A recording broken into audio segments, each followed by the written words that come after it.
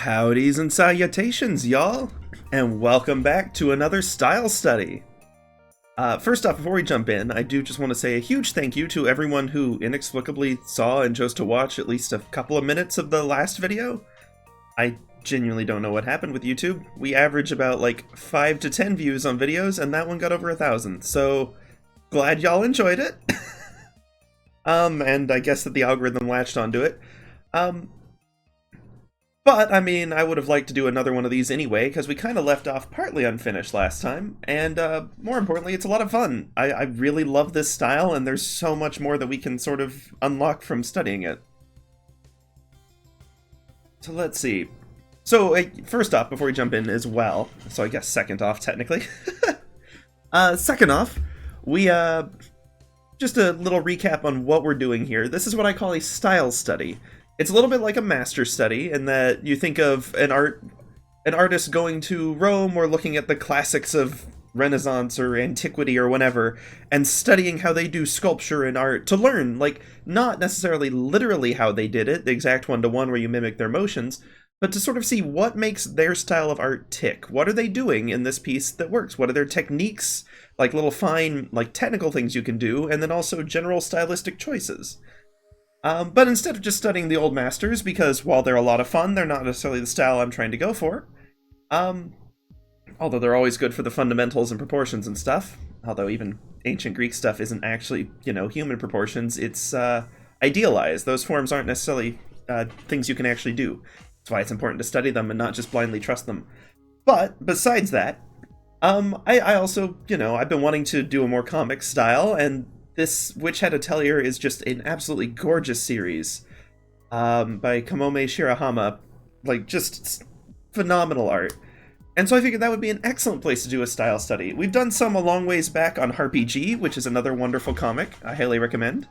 So yeah, let's jump into this. So we've done, in this particular series, we've done a bit of a study on the general backgrounds, how they handle structures like this, although a different view of it that's a little scratchier and more lively, honestly.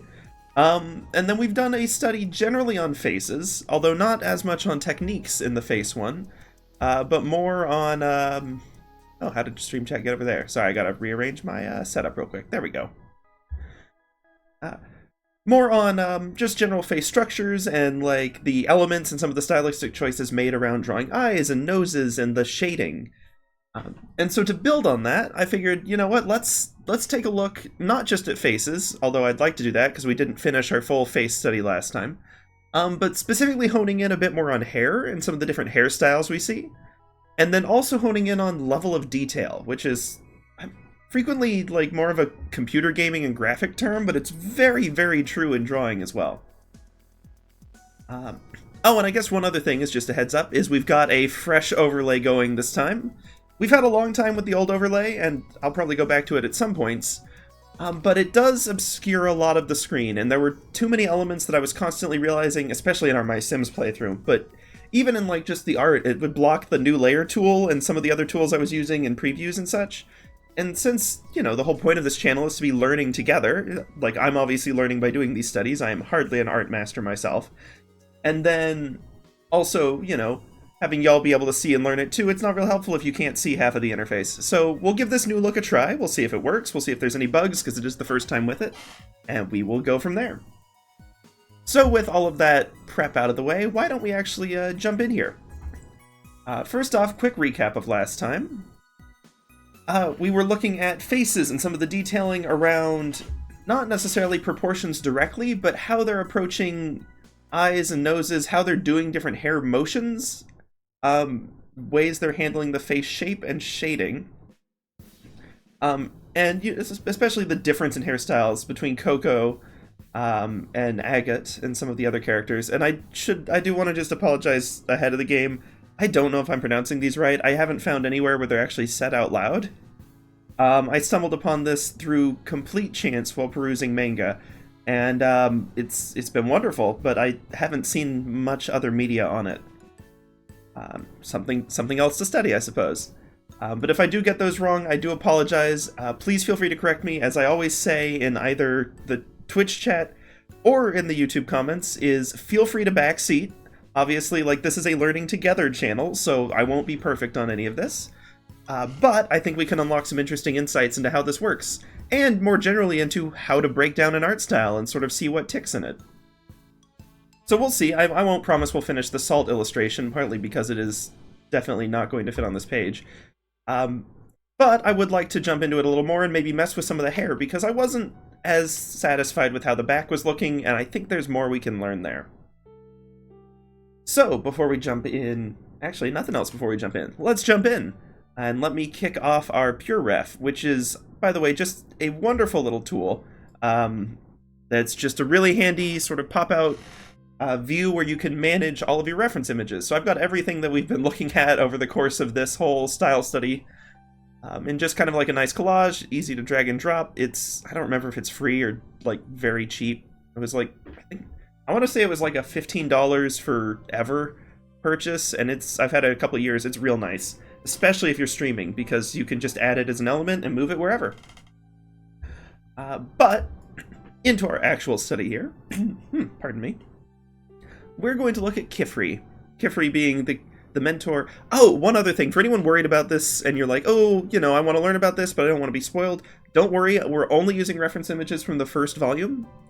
So if you actually, like, get into this and want to study the art style more, absolutely, don't worry, like, we won't spoil anything major. These references don't have any any notable spoilers in them that aren't revealed within, like, 3 pages, and none of them have anything, like, they're not major plot spoilers, or really spoilers at all. The biggest spoiler is that someone puts on a hat.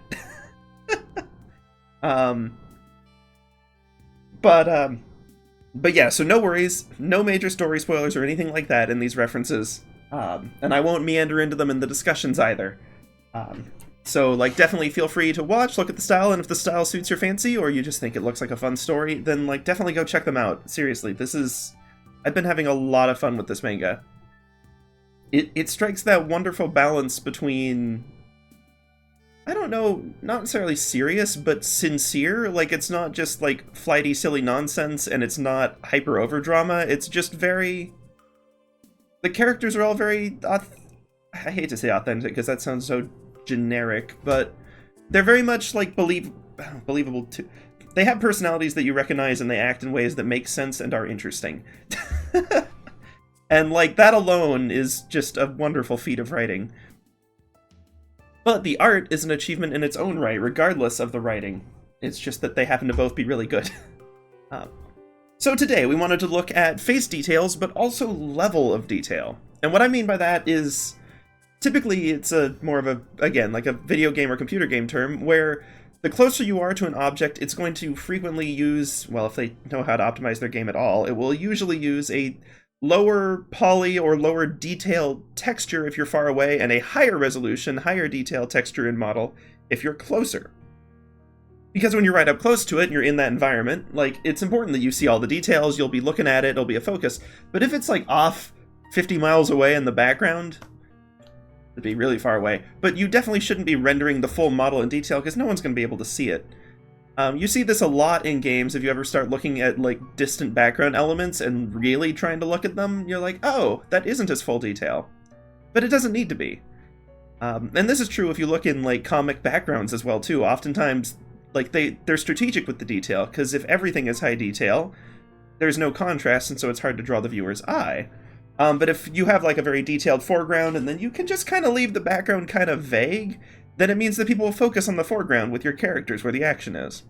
Or vice versa, if you want to have, like, a grand display in the background, then you keep your foreground simpler so that it doesn't distract them. But looking at it today in the context of faces, what I mean by this is, obviously, like, this first one here, this is a very up-close reference of Qifrey. It's an important character shot, it's an important introduction shot, and so we have fairly high detail. We have a lot of detail in the hair strands. I mean, even then, it's not like they've drawn every individual strand, but lots of detail there, like very clear face and all of that. But then, if we have a comedic panel where he happens to be in the background, we're not going for that same level of detail, because that would be a waste, and it would just turn into kind of a blob on the page, because all the ink lines would just be so close together, it'd be a mess. So figuring out how to pick the right level of detail for the mood of the scene and the distance of the characters is important. Because it's not like there's just high and low. Like, we have this one, which is also high detail, very similar to the first one, but it's even a more dramatic shot, and so the details they choose to emphasize tend to be different ones. And the background contrast and everything is a little different. And then we've got this one kind of in a mid-range. This has more detail than that second one. Like, there's actually, like, clear mouth and glasses and all of that. It's not, and, like, you can see actual cheek shape and chin a little more. But it's also, you know, it's not, like, full detail. And it's certainly, like, the outfit, like, if we look at this outfit, this is not, like, nothing. There is detail here. You've got the buttons, you've got the clasps and everything. But then you compare it to, like, some of the bolder shots we looked at last time. Where's that agate? Yeah, here we go. Like, this is a much higher level of detail going on. Much more action in the shot, much more flurry, much more intricate shading and cross-hatching going on here. So, looking at things like that. And then we get, like, characters who are in the background and not important, and they, like, you know, these are borderline, like, emoji.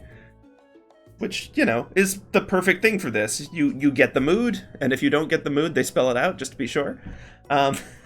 You get, like, the sense of the outfit and the billow without any more details than are needed, because they're just there in the background. It's for, like, one moment, and it's just setting a couple of background characters up.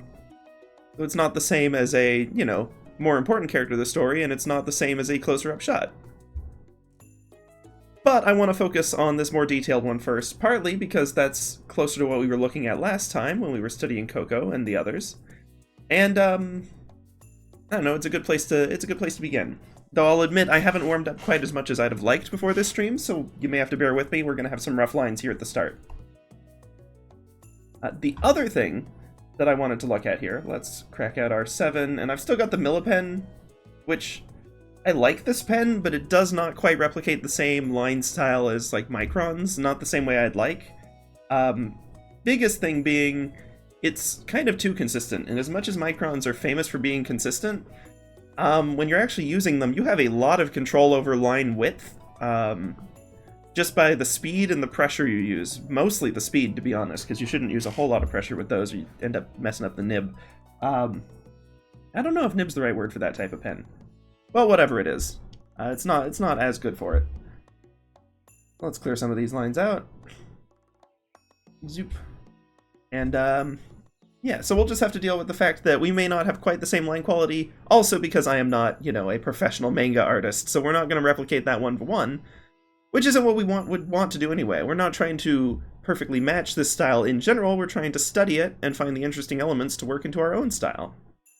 Although, for these particular drawings today, we are going to be trying to match it, just as a way to study it.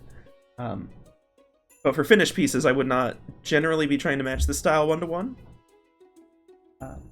Nothing wrong with it if you want to. But, you know, every artist has their own flair on it, and just sort of inherently you're most likely going to run into differences when you actually try to replicate it, both from tools and skill and just how you hold the pens and pencils and whatever medium you use. Just kind of the nature of it.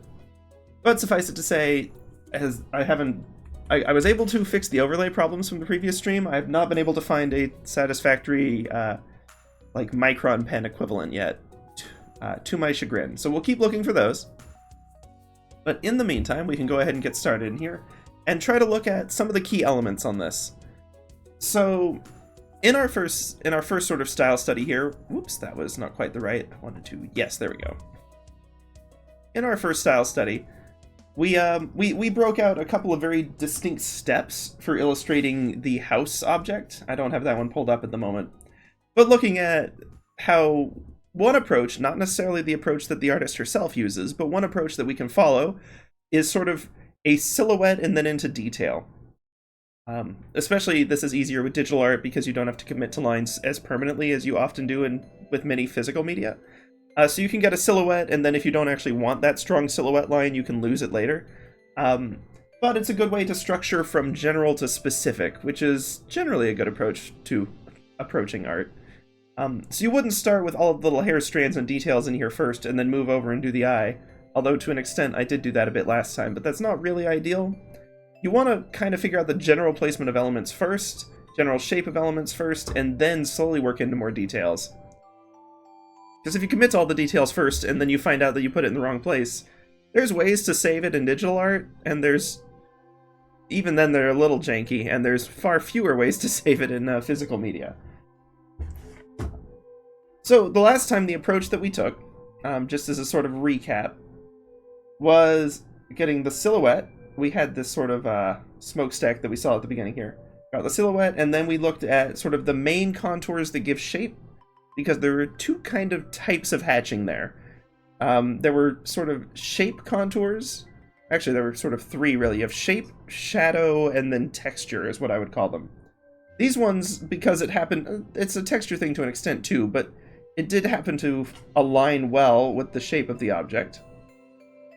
And so we had these sort of contours going around and giving it volume. So this suddenly, it doesn't just look like a little, like, trapezoid. It actually looks like a cone now that we have these shape contours. Then before we got too far into the detail of shadow or texture, we did get any major components in here. For example, the little smokestack had a window here, so we at least got the location of that. If not all of the details in it. Yeah, and I'm not going to recreate it one-to-one here. This is just kind of a refresh. Once we sort of had that general approach down and we knew the general placement of things and the shape of things, then we could start thinking a little more about where are the shadows going to land, and how is that going to affect the textures.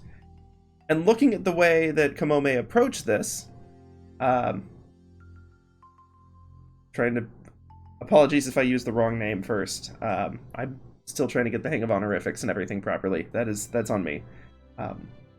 But what she did first, well, not necessarily first, but there were several components of hatching. So there's these shape ones. There's also some that are just kind of generally blocking in where the shadows are hitting. So they're just kind of lightly there. They don't necessarily follow like too much about the texture. They're just patching in the area, basically.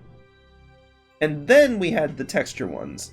And so these texture ones, we still had to pay attention to the light and shadow.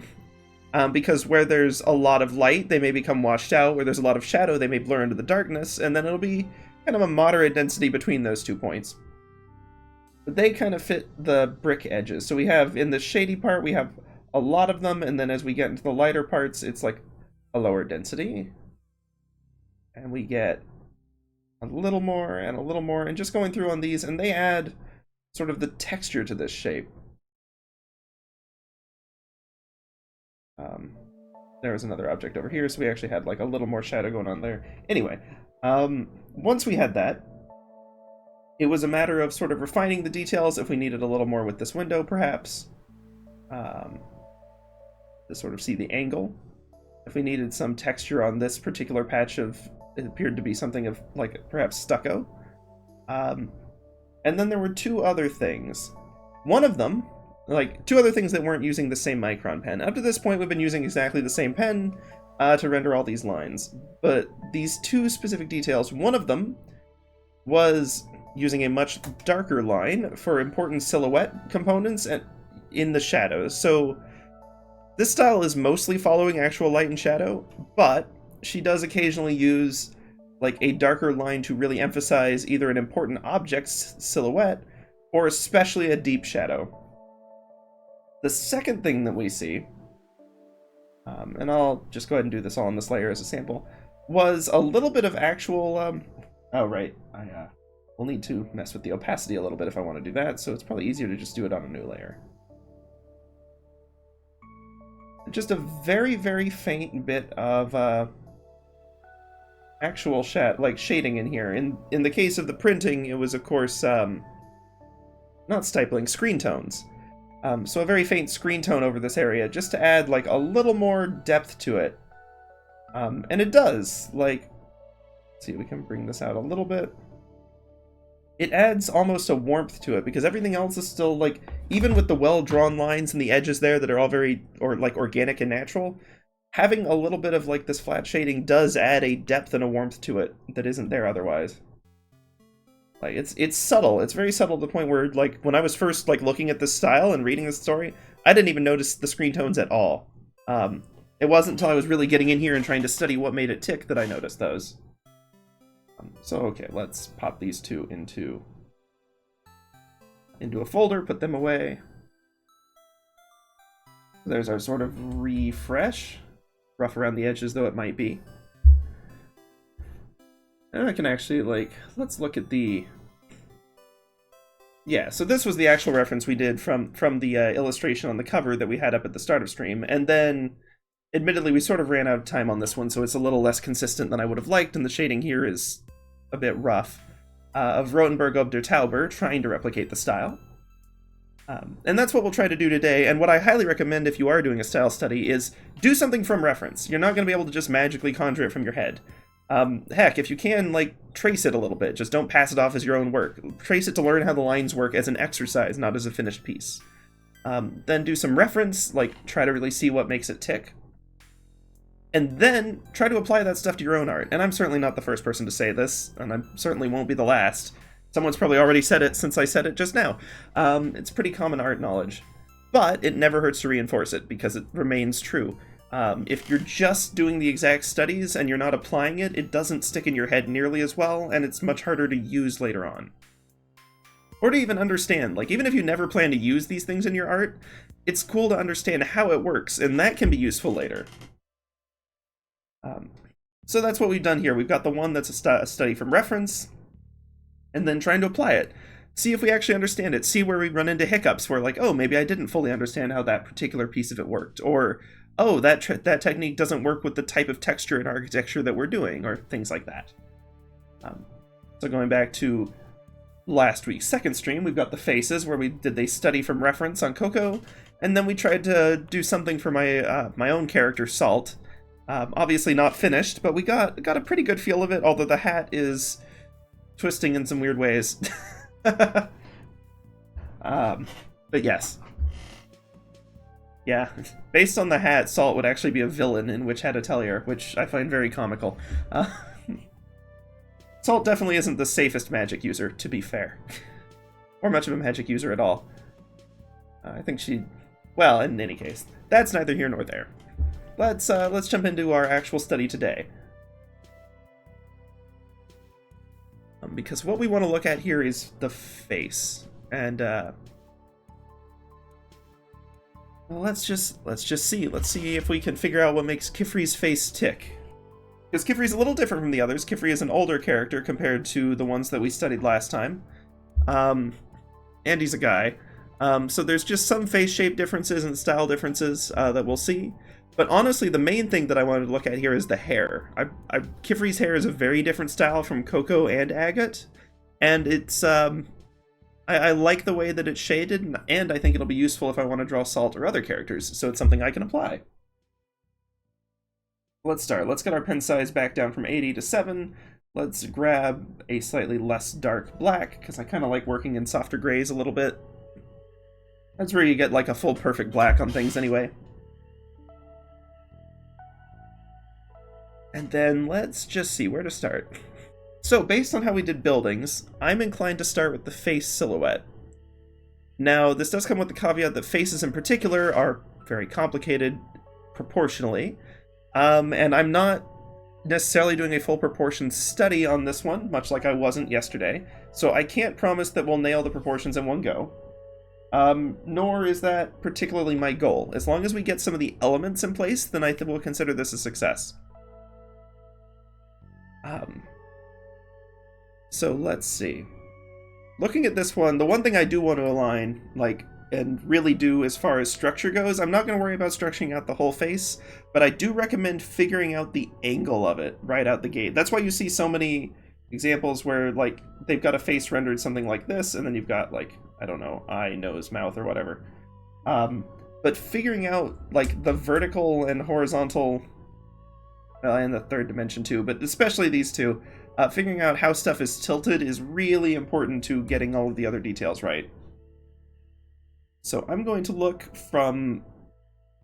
See, and this is still something that I'm working on as a, intermediate artist myself, is figuring out the best reference points for this. Because it's difficult with faces, because there's so many different angles and nuances and face shapes. The one I'm currently trying out right now, and we'll see how well it works out, is, the reason I'm not drawing is I'm holding my pen up to the reference image to use it as an angle, and trying to find the angle between basically the center of the chin, the center of the mouth, and the nose. And that won't necessarily be a perfect angle for the whole head, because heads are frequently curved. And so it's not necessarily like a full straight line, but it's useful to get general orientation. Let's see. That's looking like something like that would be what I would say there. And then we are at a, it's not quite 3/4 view, but it's in that bucket that gets called 3/4 view, where it's not profile and it's not like a full like front view. So it's somewhere in the interim. It's not quite like halfway. It's, you know, this one's like probably a little less tilted than a 3/4 would normally be, but it's roughly in that window. And I'm certainly not going to get into the nitpicky of what constitutes 3/4 versus other delineations. That is just, well, I'm not sure that's worth anyone's time, but like maybe an academic world where you need the terminology to be specific. But not here, not while we're studying this style. Now, the thing I'm trying to get with this second line is not just a perfect angle here. I'm trying to figure out sort of the up-down tilt. So if this line is sort of our tilt side to side on this axis, this line is the rotation of the face. So are they pointing more this way, or do we need them to be pointing more this way, and the line is going to arc where its sort of center is there? So you get it, and that one's pointed more that direction. Or perhaps we're below them, and they're actually like looking up, above, away from us. And this is something that I still have not figured out how to properly do well. But looking at this curvature, we know that Qifrey is facing slightly to the left of us because we can see more of the right side of his face, which means we're on the right side of him, and he's a little more to the left of us. So that's what I'm going to start with. Up-down tilt, however, it's hard to say. It really does look kind of like a just straight-on view. And I don't have, unfortunately in this picture, I haven't grabbed the context of the rest of the scene where we might be able to judge a sort of like horizon line and things to better identify that. But none of that is particularly key for the style study, so I am instead going to get slight curve there. Extending this end longer than this one basically shows that we're on this side of the head. Like if I had this same angle, but it was curved, well, not like that, but... Well, it'd be kind of hard to do because the far side of it would vanish. But we had something like, okay, something like that, where it's, there we go. Yeah, okay, so, like, because its point is still going to have to intersect with this line, basically. We could even scooch it. So now they're facing just away from us, because this one is the longer line.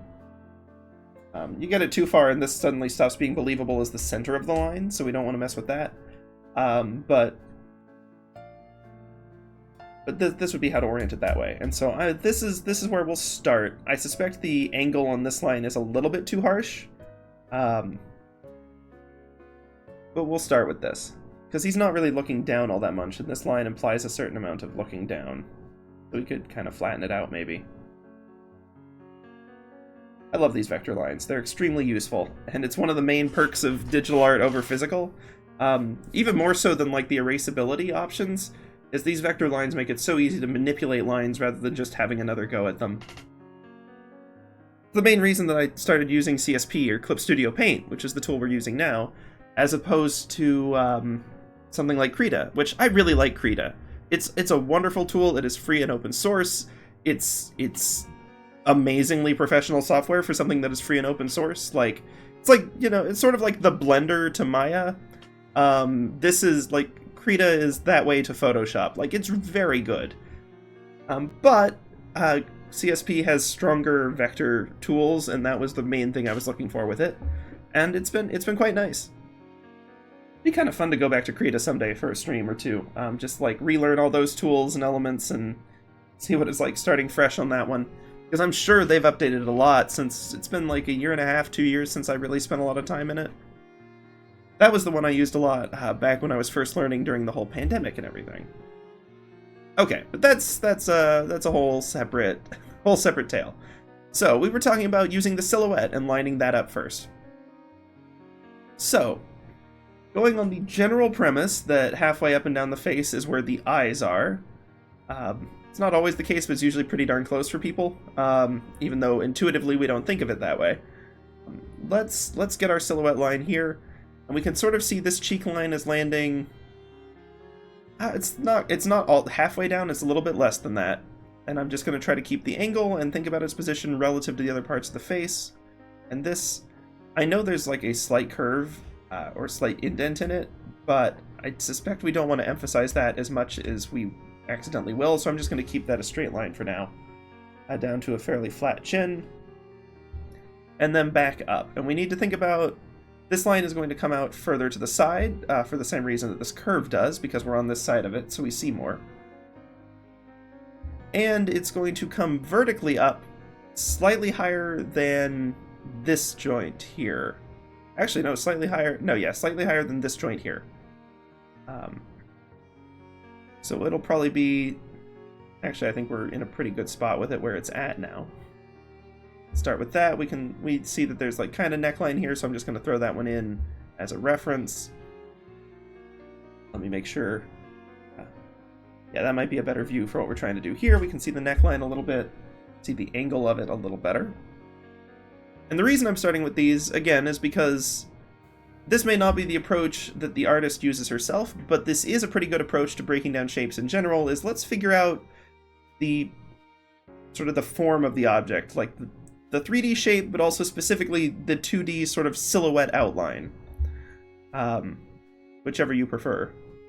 The difference primarily being that silhouettes are usually filled in, whereas outlines are not, hence it being just the outer line.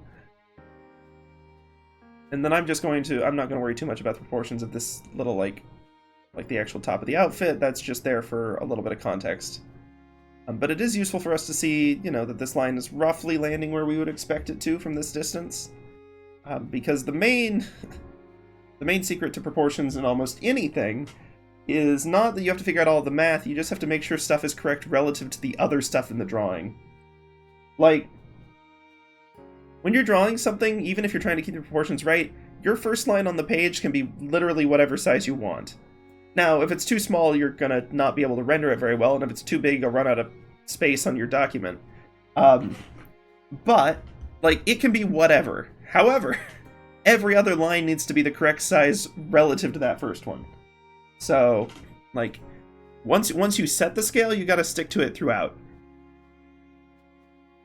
So now that we've got sort of these silhouette lines, and you can see, even like we talked about in the beginning, these silhouette lines are done in a heavier line. They make the face pop out more. You see this a lot in the way that the faces are illustrated in this series, in Witch Hat Atelier. And I think we'll go over them again in a bit once we get to that level of detail. Because that's not, like, it is a little bit for shadow, like that is the side that would be in a little more shadow, but it's also beyond just the literal, like, oh, that's a shadow, we need it to be slightly darker, and into putting emphasis on those lines. Now, let's think about eye line here. And the glasses are going to be a little different, and we can't see one of the eyes, so that may throw me off a little bit, but that's okay. Because as long as we get the eye in the right place proportionate to all the other stuff, then we're set. We got this line here, and actually it's kind of obscured by a hair, so I'm just not going to worry about it too much. And like vertically, it is still going to be higher than the other one and like slightly above the neckline, which means that we've probably got this eye line a little bit low from where we've ended up, truthfully. So the head will probably be slightly larger. That's okay. We get up here, and we'll have the eye somewhere roughly in, like, it's almost, like, I think 3/4 view would put it right in the middle of the head, and it's like slightly to the right of that. You can sort of see the pupil is lining up with the right edge of the chin if you look at the reference. Pupil is maybe a tiny bit more to the left of that, but not much. And vertically, it's... I'll get rid of these sort of angle lines so we can actually see our reference here. Vertically, that's a little too high. It's going to be like down here. But actually, like, the eye is probably the easiest one to use, like, the structure lines for, if you've got your structure lines built out properly. But actually, the reference point on the face I like to use first is the nose. Now, I know a lot of styles don't end up keeping the nose in the final piece, which is fine, you wouldn't have to either, but it is, for me at least, it's the easiest one to line up well with the edge of the face and with the jawline and stuff. because eyes and mouth often have so many surrounding details around them that we can get a little fuzzy about what we mean by the edge of the eye. Do you mean the edge of the, like, actual eye itself? Do you mean the edge of, like, where the eye socket ends, or any eye shadow and decorations there? Vertically, do you include eyelashes, eyebrows, and so on? So the size of the eye tends to be kind of a flexible thing, and unless you set a consistent reference point yourself, it's going to be a hard one to use. Noses don't tend to have the same problem. They have the issue that the top part isn't very solidly defined, but the bottom part of the nose usually is, through light and shadow. It's very rare that it's just completely, like, not a useful reference. Alright, so bottom of the nose, because if we're talking, even if the eye line is something more like this, which I suspect that curve is a more accurate one, truthfully from the angle of his face. But let's see. And this has ended up being much more of a structure stream than a style stream so far, but we'll get into the style, don't y'all worry. Let's see. Looking at these, this one actually has fairly clean lines, and it could just be that I haven't taken the best quality image, because usually, much like the shading you see here, what I see in the shading is, for dark areas, she just repeats over it a lot to emphasize the line. It's essentially cross-hatching. Cross-hatching usually with a clearer, like, edge than what I've done there, but cross-hatching nonetheless. It's not too common. Like, you'll see, like, full solid shapes, like the darkness on this outfit, but I haven't seen too many where it's like the silhouette line is actually, like, tapered, but a larger point. So this nose is kind of an interesting one. This is why it's also good to do reference studies, not just of, like, one single thing by the artist and then assume you've got it all. Frequently, there's a lot more going on. So, looking at the nose, which, just a heads up, the bottom of the nose frequently doesn't land on the center line. I know we talked about lining it up with the nose, but really, because your face is a curve and curves forward a little bit, like, the actual surface of the face, like, this line is really just figuring out the angle of it. But the actual surface of the face is going to bow out a little bit more. And the nose is really, like, even, like, where the nose attaches to your face is still at the apex of that bow. It's pretty far out. And then the point of the nose is obviously even further most of the time. That's a lot easier to see in a lot of profile views, where you can see, like, there's the nose, but then the face is going to most likely, like, even if they have a strong chin, it'll probably curve back down. It's not going to just be, like, straight. Like, that is an unbelievable chin. This one, that's an actual chin. Even someone who has a fairly strong chin, it's more that it arcs back most of the time, like this. It's not usually that you've got, like, a chin like that. Like, it looks cartoony. And so we have to sort of keep that in mind when we're getting our placement.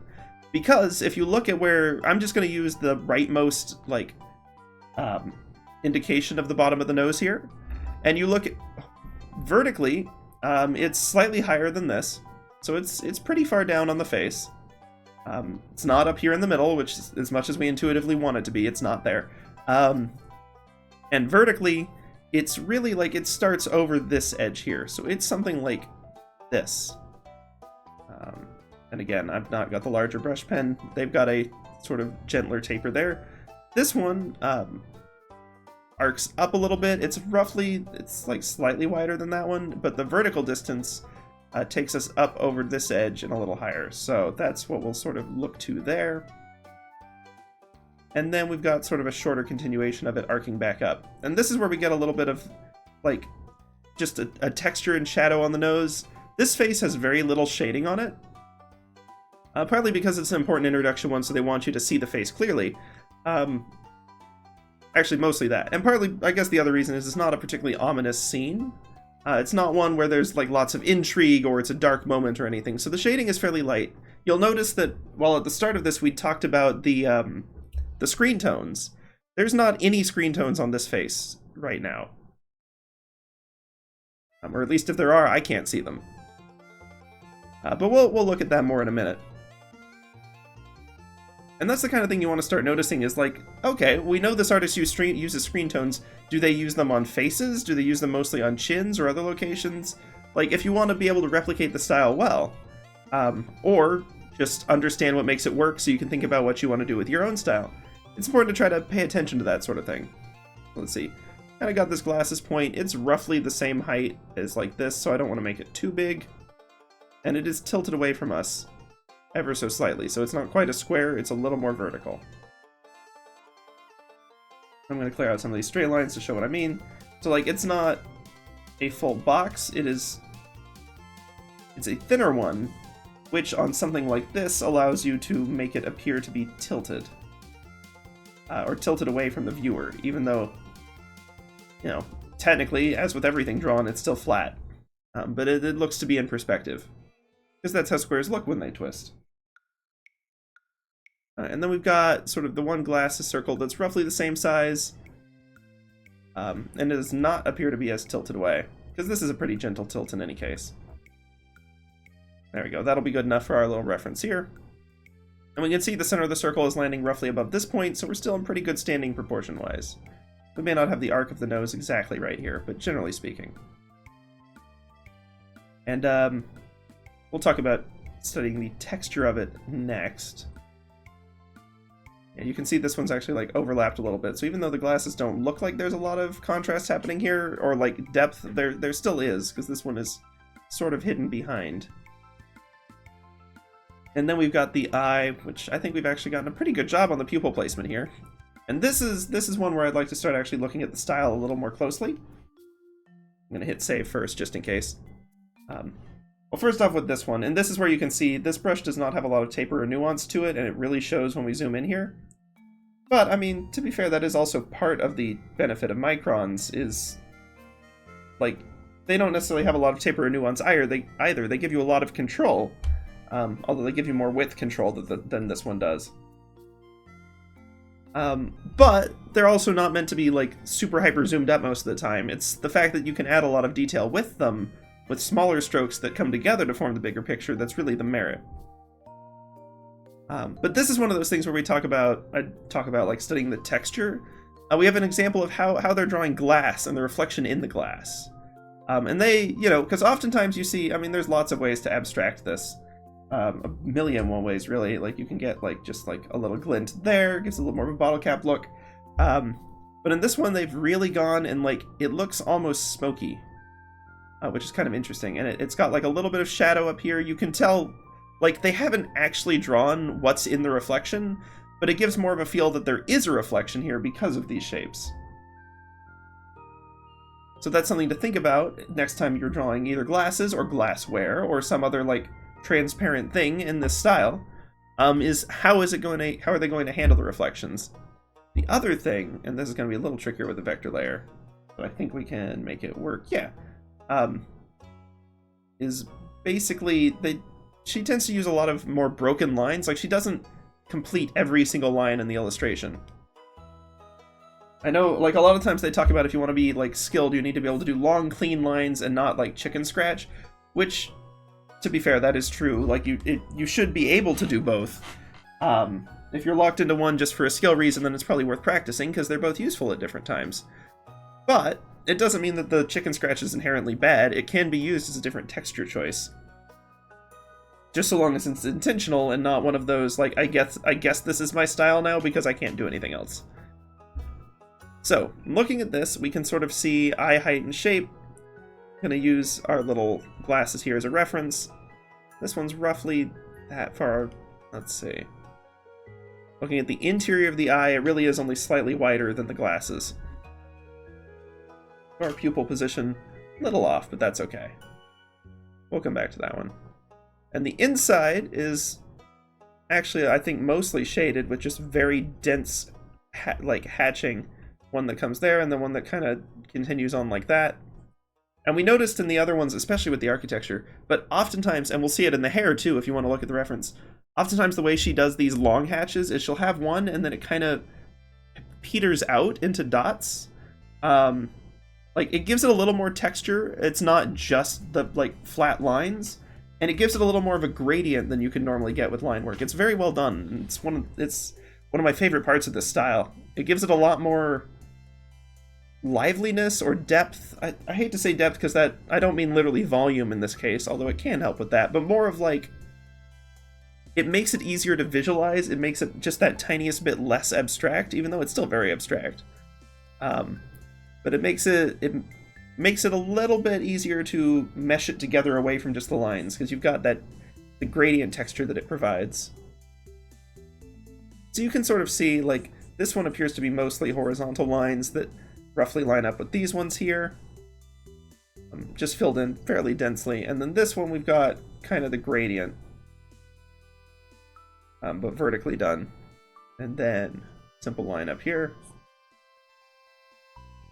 Technically we ought to have like a line weight change, but again, we haven't got pressure sensitivity on this one right now. And then looking at the eye itself, and I really, like, there's so many different wonderful ways to draw eyes. Some are so, like, simple and some are wildly complicated. This image isn't the best quality. I just took these before the stream.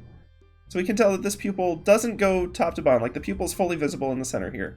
But it does fill most of the gap. Going for something like that. It has the reflection in it. And then most of the rest of it, and the irises are what's really interesting on this, is because the irises use a lot of negative space for texture. Like, this one is actually more of a complete circle than most of the ones we've seen. Qifreys don't have quite, like, the shine of amazement in them that some of the others do most of the time. But even then, this is, like, just a couple of disconnected shapes, really. Like, this is not like a clear circle, it's just a few pieces that add up to one. And when we zoom out, it reads very believably as an eye. It's another one where, having this reference here, you can see, like, on these ones, they're very detailed. But, like, this is like, very scattershot. This is not a solid, like, iris illustrated. This is just little hatch marks that come together to form the iris. And you can see they get the glint in there, but it's not very high contrast. It's not like the focal point. A lot of the big glints just cut into it entirely, and you just have a gap in that part of the iris. But when you're zoomed out, it makes them look very, like, detailed and, well, in this case, almost sparkly because of the excitement from that particular moment. Okay, let's see. Looking at the eye. Ah, yes, we'll want to look at the hair structure next. I'm going to throw the mouth and the sort of chin detail in real quick, and you will notice, if you look at more of these, that she keeps some, like, very faint chin reference basically always. There's almost always something in there. Oftentimes it's like a little bit of, like, vertical hatching, or not vertical hatching, but cross hatching like that. Even something simple.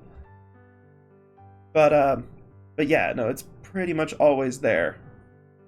Unless you're in, like, some of those lower detail ones, which we'll look at here in a minute.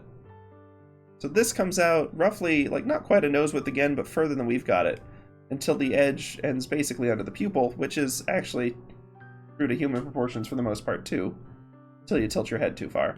But vertically, that is basically under it, like a little bit past. And then, you know, there's some line weight things we could consider, but the main thing I'm going to look at here is just getting this, like, chin texture in. And that way we'll just have that for context when we do this next bit. Because the next thing that I really want to look at, like, I may fill out the glasses here just as a quick little, like, just to give it a complete look. This is where we see that I'm bad at doing, like, studies of just a section of a drawing, because I get caught up and I'm like, oh, all of this is very cool and I want to see how it all works, and then I, like, spend way too much time on these things. But you can sort of see how the shadows giving a little bit of depth to this centerpiece. Not a ton, like, this doesn't need to be, like, perfectly well thought out, but it just generally helps you see the taper and the angle on this. And, I'll do the same with this one real quick. And you can see we've got just, like, a splotch of light down here. A little more curved than that hyper spiky thing I've got going there. The main thing is that it's not just, like, a consistent repeating pattern. There's, like, actual texture to it. It's like, you know, it's got a little more character. You don't want to just have repeating spikes. That's something that I'm bad about in a lot of my art. Well, not bad about, but it's something that I identified early on and I know to look for now. So it's something I think about a lot when I'm doing my art, I guess is a better way to say it. I'll fill this one in just a little bit because it really is, like, solidly filled in. That's not, like, not generally just odd hatch marks. That is very much just closed in. But I'm not worrying too much about like getting the lines exactly within the lines and all of that. That's not nearly as essential, especially not in Micron like type styles like this. Although it's important to not have crazy stray marks, but like it's not the critical focal point. Okay, I do think I'm going to go ahead and just scoot both of these out of the way now, because at this point they're adding more detail than we need and they're not as relevant anymore. But I still like having them as a reference, so I don't want to chuck them completely. Partly as a reference just for the drawing. And I see we've got like a little patch of hair down here that's kind of shaded in. That might even be the bottom of an ear, technically. I'm not entirely sure. But here's the main thing I want to look at now. And so, once again, sort of as a subset of the face, because I guess we can... We'll go ahead and do, like, the stronger line weight on these. Just because it does make it... It's a noticeable difference. Being able to actually draw the viewer's eye in the places you want it to and emphasize the right things is surprisingly challenging. Or, well, perhaps not surprisingly. But it's amazing how much nuance there is to it, and how like a few small marks can actually make a pretty big difference on that. Even if like it's okay if you get a little out of the lines and scratchy on some things, if you're having trouble getting the viewer's eye, it's worth like paying attention to, oh, maybe we need a little more like line density in this spot, or a little more light in this spot, and it can make a pretty big difference with some minor tweaks. Okay. You can kind of see the parallel reflections in these. Like you've got the upper right hand and then like the bottom one, even though they are, you know, obviously different tints of glass. Perhaps not obviously, but noticeably. Okay. So, as a sort of, I hate to use the word microcosm because it feels so pretentious, but much like with the face, we sort of did the silhouette and then we worked our way into features and then more of the details on the features. With the eye, I kind of just leapt into the details once we got there, but generally speaking. Lose some of those. And with the hair, much the same way, we're going to work from the silhouette and then we'll work our way backwards. Well, not backwards, but like from general to specific. So, the first challenge here is I want to pinpoint this sort of gap in the hairline. And horizontally, that's not too hard to do. It's basically directly above this point of the eye. But getting the vertical distance right when we're this far from the rest of our reference points can be a challenge. So what I would probably do is find something else that's the same distance and see if we can mimic that.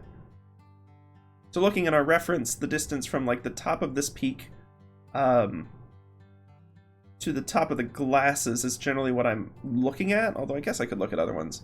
But it's a little more than the height of the nose.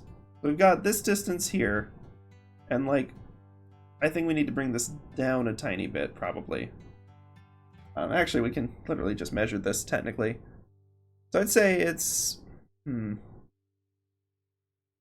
has to be better since we're using this as our reference point. Let's use that as our distance reference point, too. And I would say that one is about the same as the height of the nose up to the bottom of the glasses. So if I grab that, and then, you know, rotate it appropriately, then, yeah, I think this lower point is pretty much where we want it to be. I'm going to start with that, and we can see this first detail point. I'm not going to do every single detail point in this, because we'll want to study the texture of the hair first. But general, like, shapes of it. Like, we can see that there's another one here, comes out to above this, and just vertically, roughly the same height as the eye. And it arcs down like that. We can see there's, like, a little edge one that cuts in. And then generally, it's kind of, we've got the arm in the way for some of the details here. But generally, we've got it going that way, and then this one we have, let's see, 2/3 arc to eyebrow, not quite at width of theirs, where this next one comes down and arcs down to the edge of the eye. And then this one arcs down roughly to the middle of the glasses in terms of height, and then back up. And this needs to line up roughly with where the chin is coming up, which we may have gotten a little bit wide. I have a bad habit of making faces overly wide, so that's something to think about here. This line roughly continues upwards to, you know, where the back of the neck is. And we can, like, kind of do some of this texture here, but most of this is just going to be a solid black with a little bit of hatching. And this I could stand to clean up the edge of a little bit, as the hatching kind of tapers back into a single line as it emerges up. There we go. We've got kind of the arc here, which we can, sort of as a spot check, see should be starting slightly above this, but I think it ought to actually be like a little lower. There we go. And then it's, again, for the general shape, I'm just going to eyeball it. Comes down pretty close up here, because we've got the hat interrupting it. And then the hand, of course, too. The hand location comes to roughly the center of this, and then vertically. So just getting some loose placements there. I'm not getting, like with the face silhouette, I was very precise with it, because, for whatever reason, like, face silhouettes, if they're even slightly off, it is very noticeable. Like, even this, like, I can tell the difference between the reference immediately. Like, even little things like needing a slight bump here, but not like a major one. Like, that one may well be too much. Something subtle. More like that, perhaps. We can go ahead and get these hatches like a little more straightened out. Consistent. And you can see there's a couple of like actual cross hatches in there for the deeper shadow that sort of come in parallel with this shadow. Got the outfit there. Anyway, that's a little bit of distraction. But there we've generally got the hair position in. And now we can think about, okay, how is this hair structured and what components make it up? But before we do that, I'm going to suggest taking a quick little 5-minute break. Don't forget to stand up, stretch a little bit, drink some water, use the restroom if you have to, and we'll be back in just a few and pick this up where we left off. So I will see y'all on the flip side.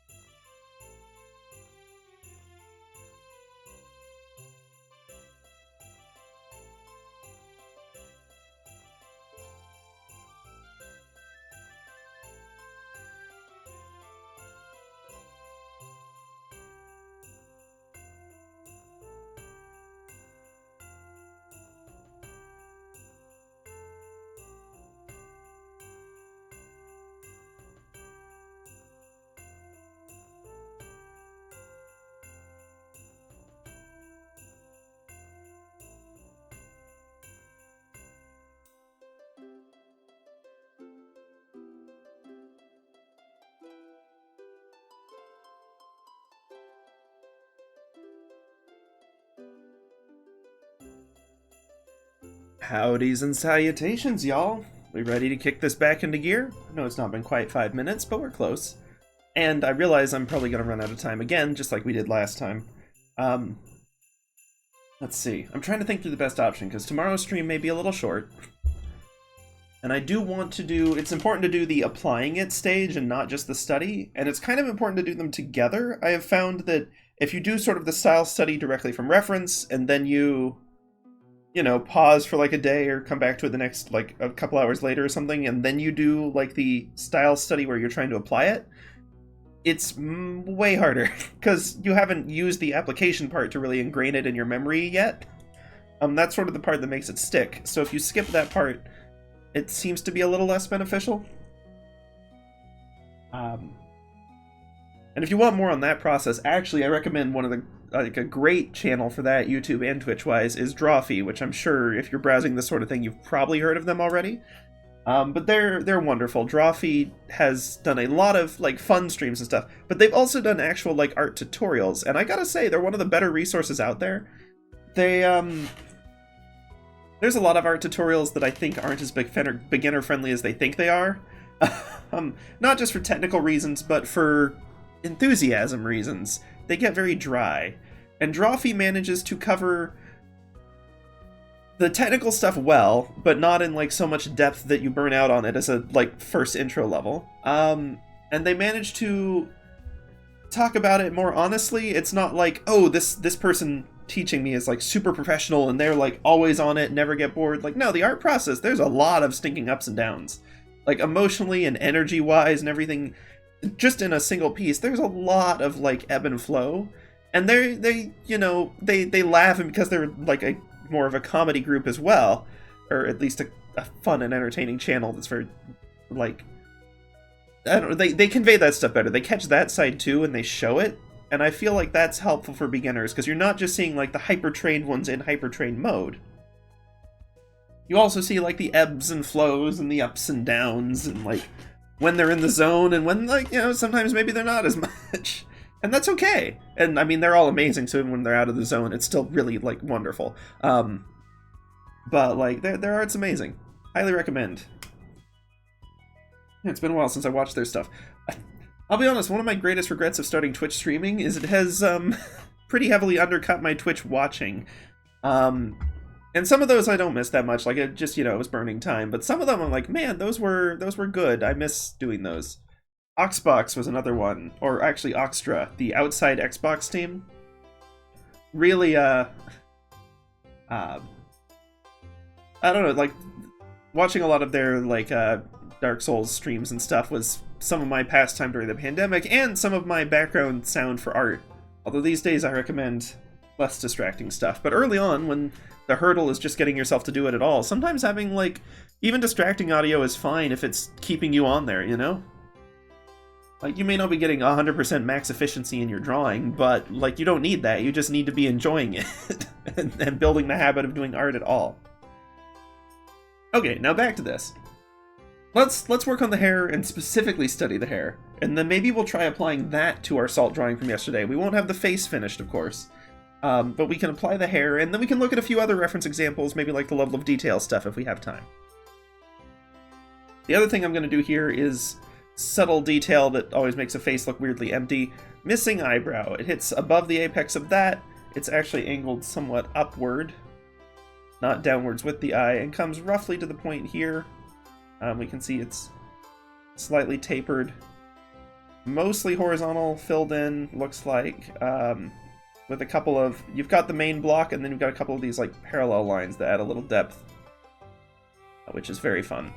Okay, and that makes a weirdly noticeable difference.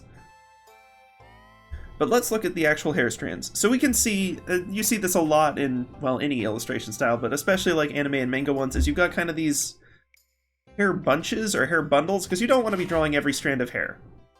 Not just because it's tedious and exhausting, and if you're not doing an illustration, it's like a huge time sink. But also because if you draw every strand, odds are you're going to get them, and it's not going to look as realistic as you want, because the strand motions don't act like that, and when you look at a person's head, you don't really focus on every strand.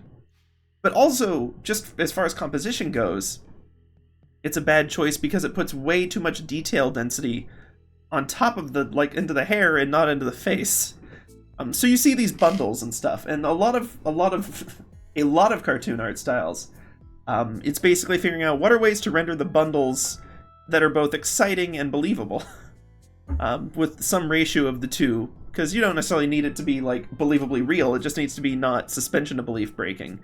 And you look at stuff like Dragon Ball Z and Goku's hair and stuff, and that's obviously like nonsensical, but it's believable within its world and within the rest of the art style. So, you know, it's about right. So let's look at how this one's working. We can sort of see we've got the one strand here that's coming down, and it's got like actually a little more weight to it. Partly for shadow, and I think partly because it is bordering the face, and so it's sort of making up the top part of this heavy silhouette that we have going around the lower edge. Because you'll notice that, like, if I zoom out on these a little bit, yeah, a lot of them do have heavy lines, but like these two lines in particular are a little heavier than a lot of these interior ones. It matches some of these like bigger shadow ones that make these pop, but it's heavier than even these ones on the outer edge. Like this is a little deeper. I mean, maybe I'm seeing things, like you may disagree, but that's like, because they've clearly gone over this one, like there's a couple of strokes in there. Whereas these ones, there's a little bit of hatching, but it's not like usually multi, I guess that one is. So maybe it's not that different.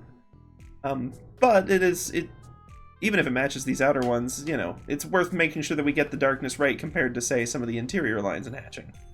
Because it's, you know, a focal point. Well, or at least it's bordering a focal point, so making it darker helps give more contrast to the rest of the face, which is good.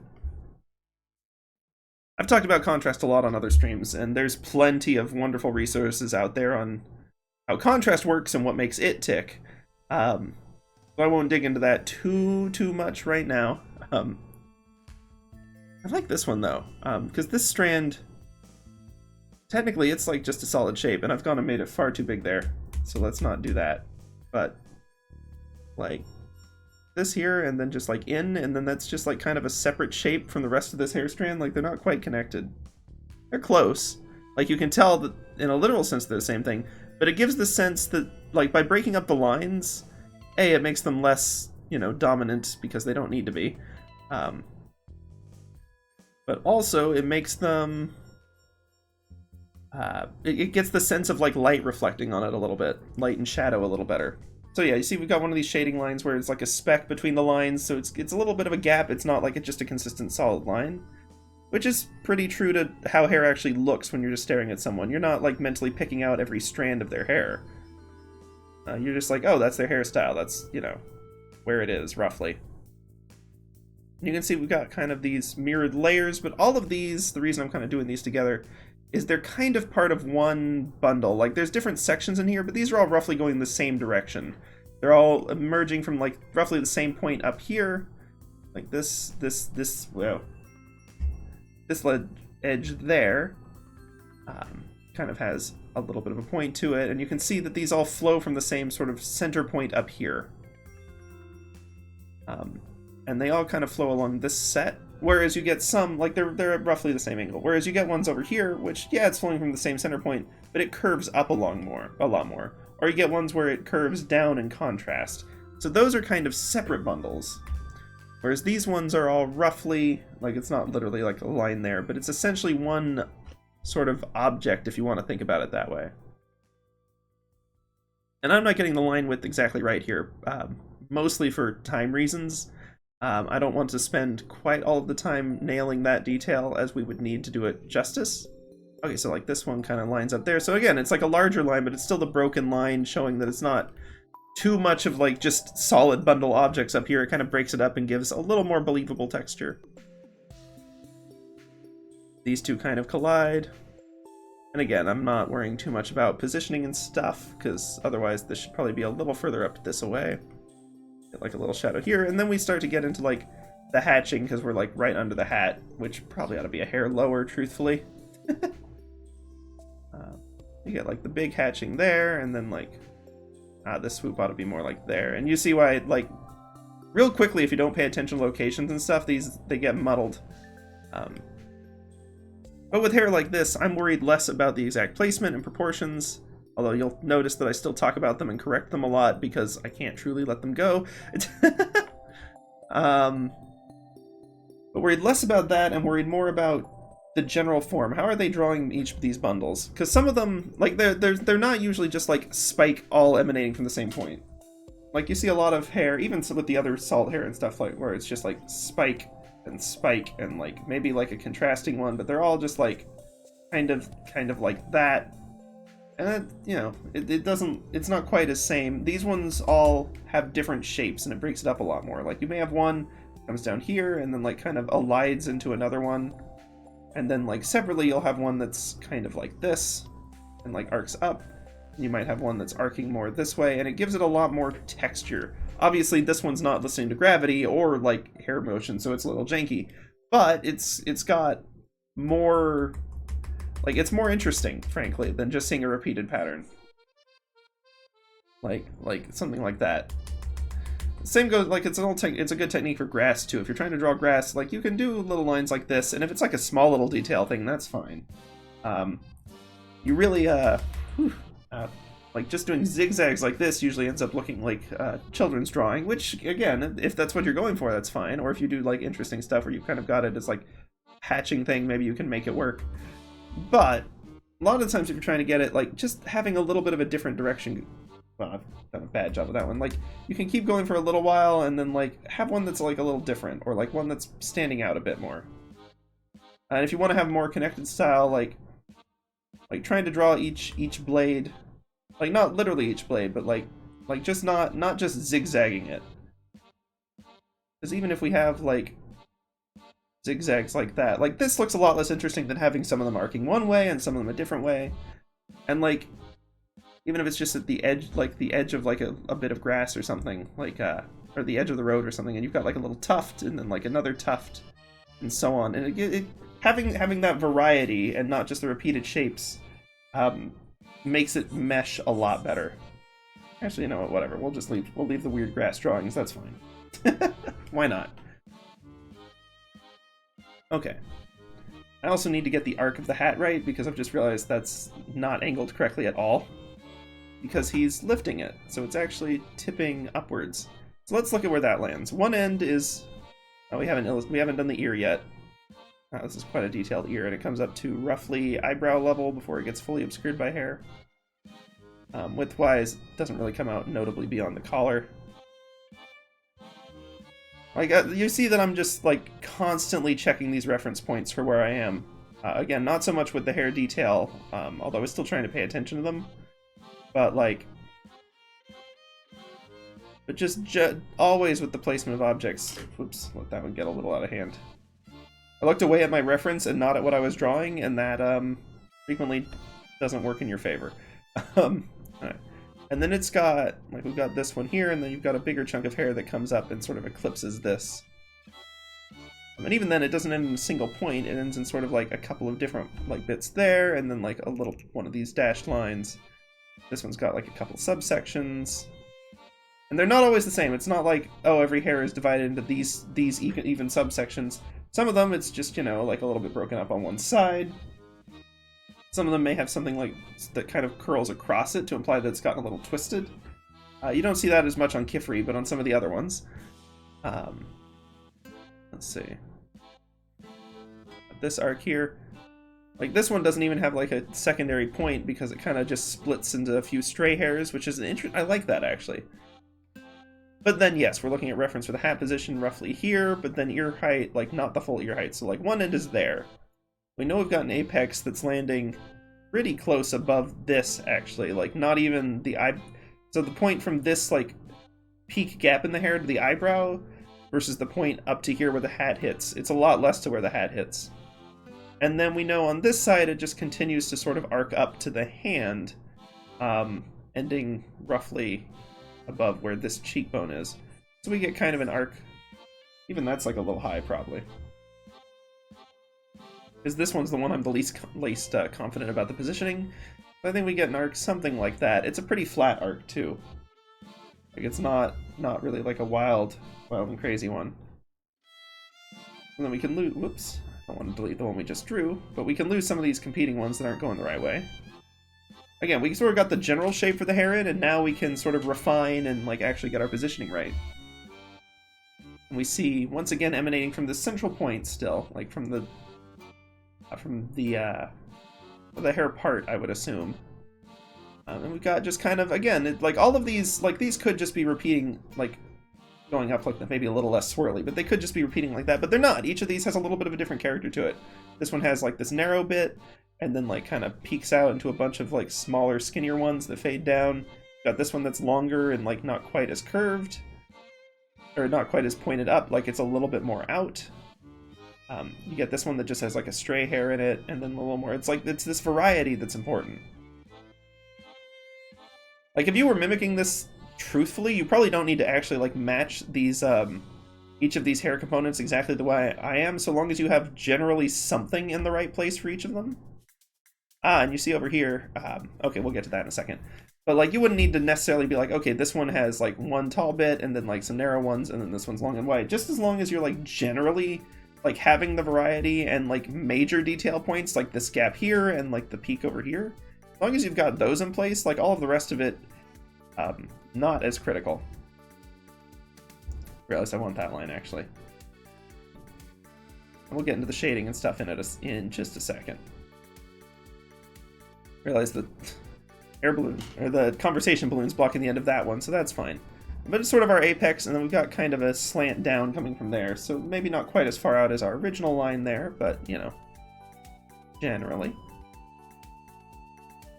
And this area is interesting because all of these, the face is well lit at this angle, like we can tell the shadow is going to be mostly behind it, but these hairs are a little bit more in shadow. They're further away, they're angled lower, so they're like not catching this light source at the same angle.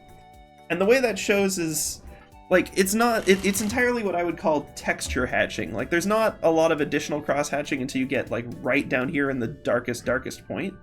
And even then, like, all of the hatches match the angle of the hair. Like, all of these are in line with the hairs. You don't have just, like, a scribble across it. You don't have, like, a counter hatch, sort of like we had in, well, even like we have down here, or like we had in the brickwork on the initial house we studied earlier. Instead, all of these, because the hair has this sort of high level of detail, the shadow just means you can sort of add more strands for each one, basically. And because there's this higher density of lines, it ends up just being like, oh yeah, okay, there's the shadow. Like, it looks slightly more in shadow. I'm gonna stop saying shadow now, or else the word's gonna lose meaning to me. Like, I'm not following these exactly anymore. We've got a little bit here, another one of these that kind of fades out, a few more, and even, like, that's the other thing, is even the hatching in these shadows has variety to it. They're not shading all of these the same way. Which gives it just that little bit more, little more character. This area I've accidentally made too wide, and it ends up being kind of noticeable, partly because this strand should be landing earlier, but that basically has just left it too open, so I'm going to extend it a little bit there.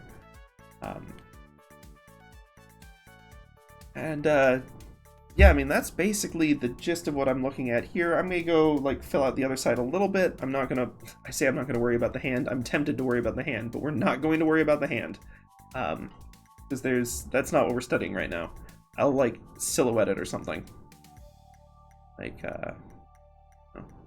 thumb gap and then, like, palm or whatever. And we'll just not worry about it beyond that. And this side, once again, is a little more in shadow, and so we kind of get more lines in there, and they're a little more broken up. We've got a lot more tilting down on this side. The other side was mostly still angled up. This side has a lot more going in sort of competing directions. And you'll see that just fairly consistently across Qifrey, actually, when we look at some of the other ones. I think that's just a hairstyle choice, frankly, because it's not a symmetrical hairstyle. Nor would we want it to be, necessarily. Like, it's... Oftentimes asymmetrical hairstyles are much more interesting, even if in, like, real life they're not nearly as common. Although they're in vogue sometimes, in and out. Alright, so we've got our big one here. Okay, this one's an interesting one. Essentially, it's like 3 lines that arc off of each other like that, where, like, they're extending the outer border a tiny bit and then continuing in. And then they each also have, like, the little extension shadows in there, too. And then we've got our palm here, so we've got kind of our... Yeah, we've got the double arc there. We've got a few competing direction hairs, strands going. I'll just erase where they overlap there, so that we can sort of get the right depth. Because that is one thing, okay, that's something we can look at. With all of these overlapping ones, it's important to make sure...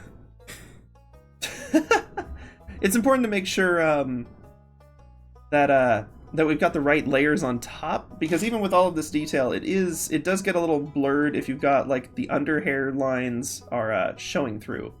So part of that, some of these are just guidelines that I never erased, but some of these, you just want to be a little careful that they don't get caught on the wrong things.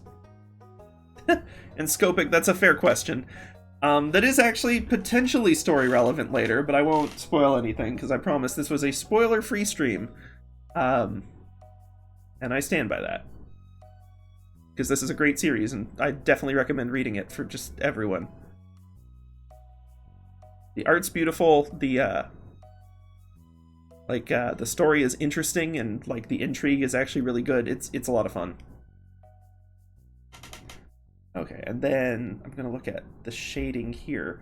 Because you can see this area under the hat, where it's not just the natural hair shading, but it's the, it's the actual shadow from the hat. In this one, we start to get not just the strands of hair, but actually, like, the cross-hatching going here.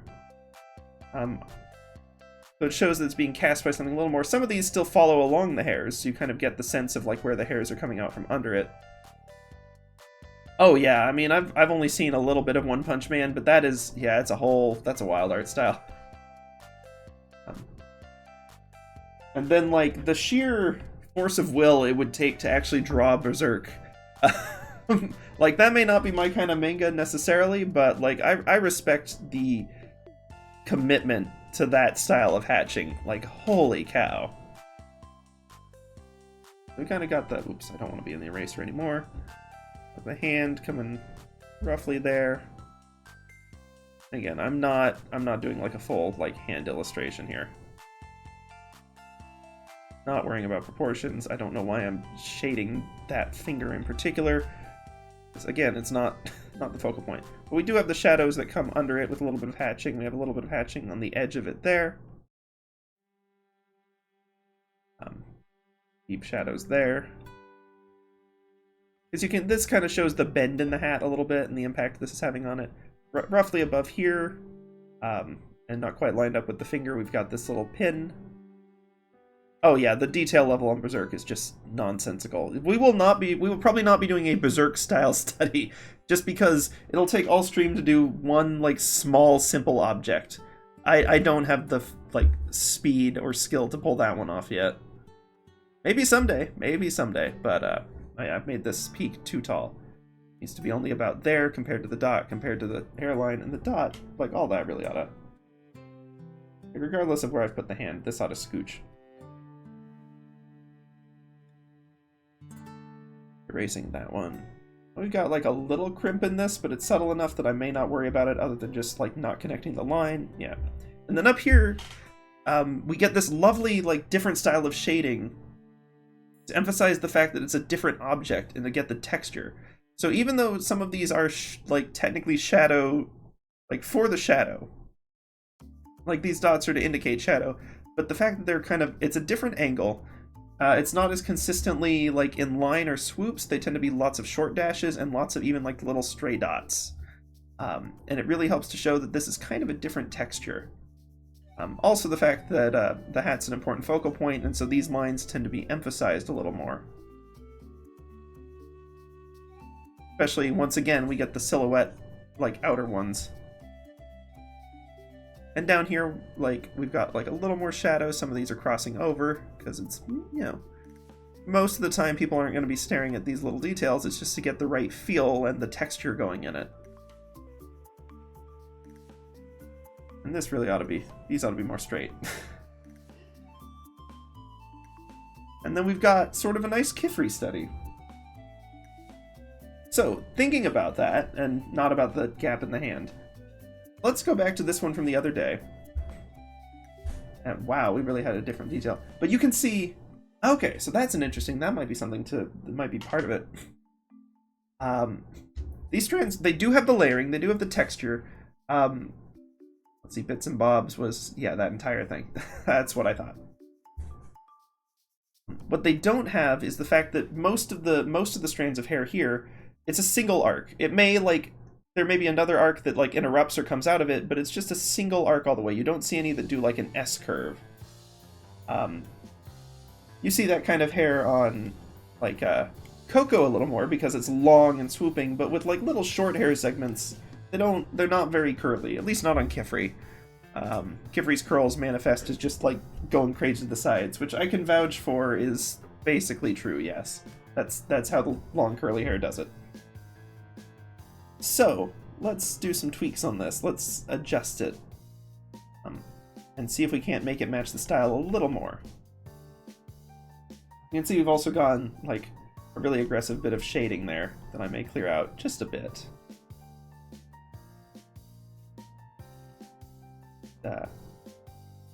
Like, we saw some of those ones where we've got the hair kind of like... Well, hold on. One other thing I want to remember in principle is the hair, in this case, is all emanating from the hairline. It's coming from the same point.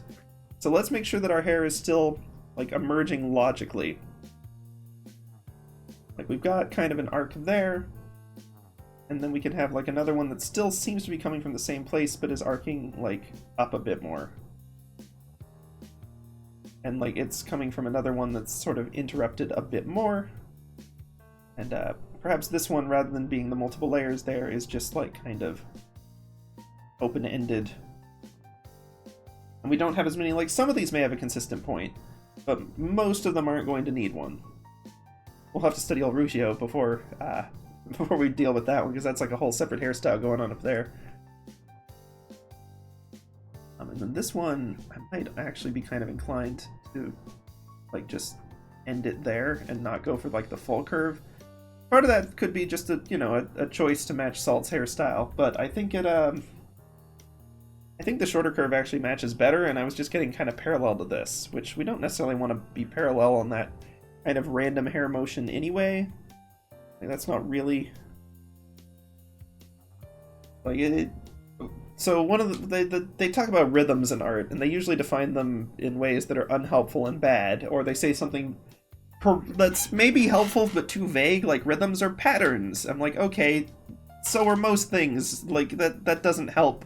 Or they're like repetitions, or like think about music, and like honestly I had to study rhythm so many times before I understood like any of it, and my grasp is still loose. But one of the things you want to avoid is, because rhythms sort of draw attention to things, because they are essentially a repeating pattern. Like if you have a fence post, like, and it's sort of vanishing into the distance, like these repeated like vertical lines count as a rhythm in an art piece, basically. And they tend to draw your eye because they're consistent, and so you'll immediately sort of be like following them to like, okay, where's the point? Like, it essentially functions as a nice big arrow. Or in, like, metaphors, sometimes you'll see, like, even with the Miquella piece, as an excuse to drag out that one if it's been... Yes, okay. It's been a hot minute. Yeah, okay. So even in this one, I tried to keep some fairly consistent, like, the curves emanating from the central point are in line with the curve of this, which is also in line with the curve of the background, and, like, I'm not going to pretend these are masterful or anything. These were just sort of my attempts to keep these patterns going, but you can use them to help guide the eye. They draw sort of parallels between things. Let me not draw straight lines on this. And so even if these don't match exactly, it keeps all of this as sort of this same emanating pattern from the central point.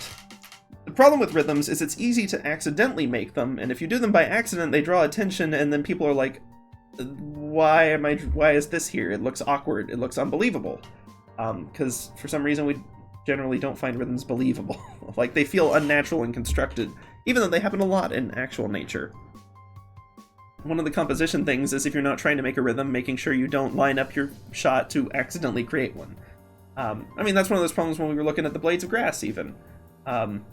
This consistent repetitive rhythm here draws attention more than kind of the vague ones do, and it looks awkward and unnatural. Oh, oops, let me put that back. Man, the window management in this is much easier than in Blender. Just having flashbacks to trying to close stray windows in that one. But basically what it means is that we've got this big curve here, and then if we had another one that's curved roughly the same way, it looks a little awkward. Like, it draws attention, and even this one might be like a little too much. I may want to like obscure the point on it a bit and like do something like that, or like angle it a little bit, not a full S-curve, but like a little away, just to try to break the pattern with this one a bit. I haven't fully fixed it there, but it's at least something. And it's funny, like, yesterday when we were drawing this felt like, oh, I'm getting the same hairstyle and pattern and everything of the reference, and, like, even off of looking at that one. But now, like, having seen Qifrey's, I feel like I can immediately see, like, places where I'm like, oh, we'd want to, like, extend that there, or, like, have a secondary one. These lower ones that are in more shadow ought to have, like, a few more patches going through them. All of these need to have a little texture if they're in the background, and so on. Like, this is what I'm talking about, where actually applying it right after you've studied it, as opposed to waiting a couple hours, or just not applying it at all, makes a big difference. Big difference, because you immediately, like, it's stuff that starts to feel like a little bit innate, and it's not. It's just because, like, you've been practicing and getting it into your brain. Let's see. This one I actually do kind of want a hair rhythm, because Salt has a really wild, like, hair uptick thing going on that I love. I may be biased, given that I created Salt. Salt is my OC. Well, one of them. But, you know, even so.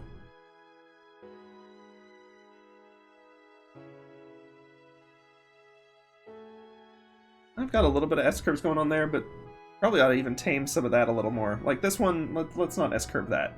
Let's instead have a separate one that's pointing up. And then even kind of parallels with this second one that points up. And then this one just kind of happened to be one that arcs down. Although I may, like, I know I did that for texture, but, like, I may make that one less important and may make this one that's coming up from behind, like, the actual, like, silhouette outline edge there. Because the general thing with Salt's hair, if I can pull that one open in Pure Ref too, because we got it here. Salt's hair, very cartoony, but it's definitely all, like, uplifted in the back, except where the hat's crushing it down. Oh, and that's another thing, is we could sort of get, like, a patch of hatching there, much like we saw. Or even, like, in contrast with the direction of the hair to make it clear that that is a shadow being cast by the hat.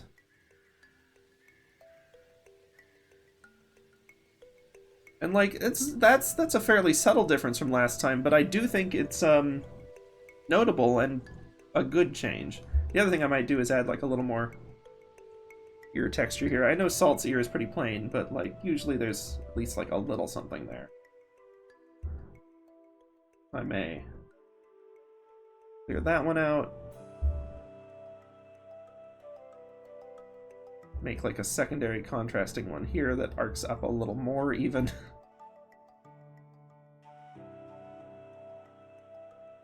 And, I think I can have a few, like a stray line there would actually be good.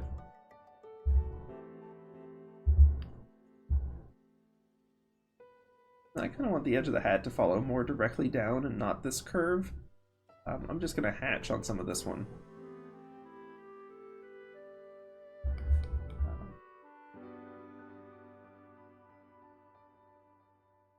Thinning some of these, because I like that approach.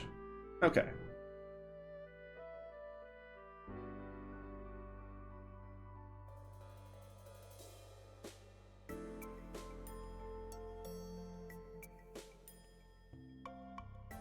And, like, I won't deny, it's a little bit of a mess, but it does feel a lot more like Salt's actual hair, like, sticking up. And not just, like, kind of random loose ones. And the texture for the shadows follows a little bit better, too. Feel like a little more counter cross-hatching in there. And we'll continue working on the Salt one. I'm sure we'll do more face studies next time. Even if it is a shorter stream, we'll definitely do them. And just keep on keeping on. But now that we've sort of done that, and I may actually just finish out on the hand on Qifrey, because we're basically there. Let's see. Wow, these really are much more yellow references. I didn't realize how dark the room was when I was photographing these. Which, once again, like, definitely go get and read this. Highly recommend. Great, great series. I feel like I haven't tilted the hat quite enough, but I'm also, like, I'm kind of okay with that. Like, ideally, I would tilt it more, and I could sort of fudge it a little bit with this line. But even then, it's because this line isn't angled quite right. I kind of chickened out at putting this point as high as it was probably supposed to go. That might be a comparatively easy fix. And we can continue the sort of hatching. And then we'll just have to think about the hand and actually, like, maybe attempting for real. At least, like, a little bit.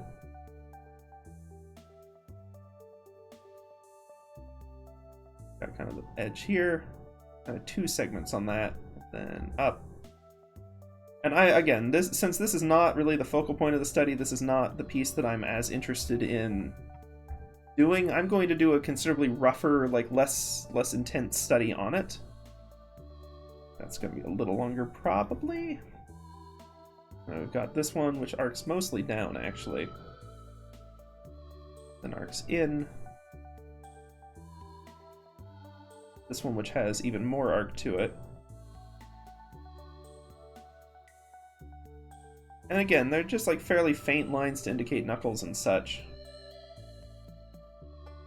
And I'm playing pretty fast and loose with them even by those standards, but even in the original, like, these aren't like the crazy focal, like, critical point lines. Not where the emphasis is going. Although it does have a lot of light and dark contrast, so in that extent, yeah, it's going to attract some of the emphasis. I do want to curve this a little more. For whatever reason, fingers that end up too sharp do tend to draw, like, my eye a little more than I want them to. I'll try not to do that.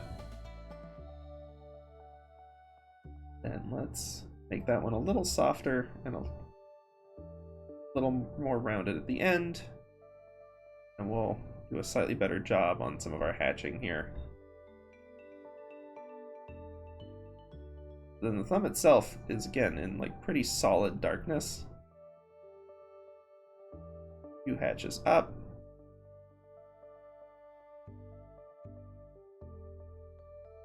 Kind of arc this out more.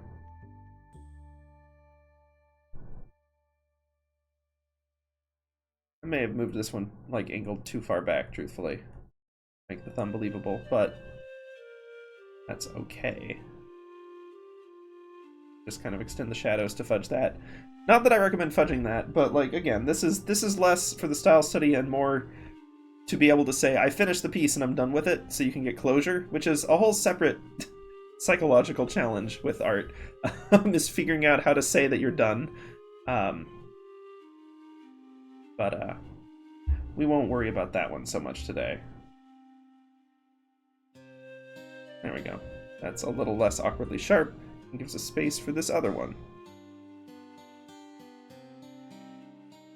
Points sort of to the peak of the knuckle there.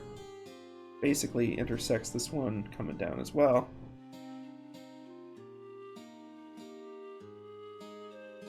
I'm going to stick to kind of angular on this. Again, this is super not the focal point.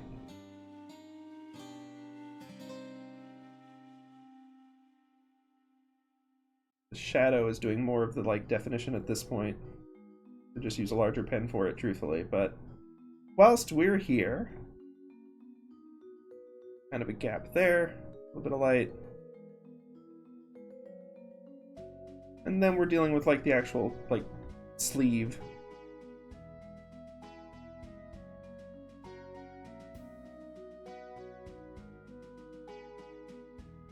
And it matters more that we get these shadows roughly interacting with the sleeve the right way than that we get the sleeve in exactly the right position, just because of perception of it.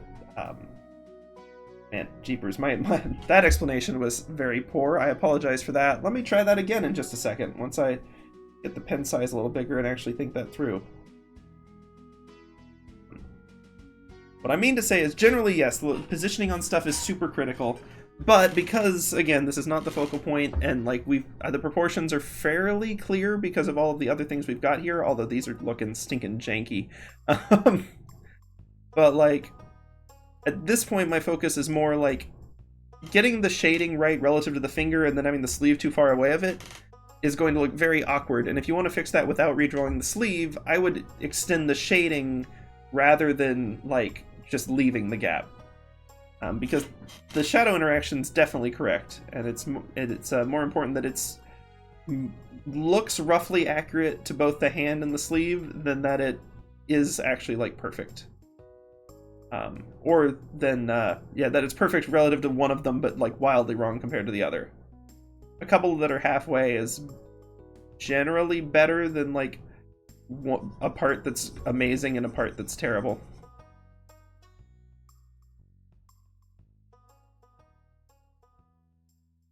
Okay, and you can see like even the panel like kind of cuts it off at this point, so I won't go too much further than that because it's, you know, it's an important part of the motion. Like the lifting of the hat is like what's happening here. So to say it's not a focal point, like I was saying earlier, isn't entirely right. It's, I guess what I really meant is not a focal point of what we're studying right now. You can see we've got much deeper like kind of pattern hatching on this one.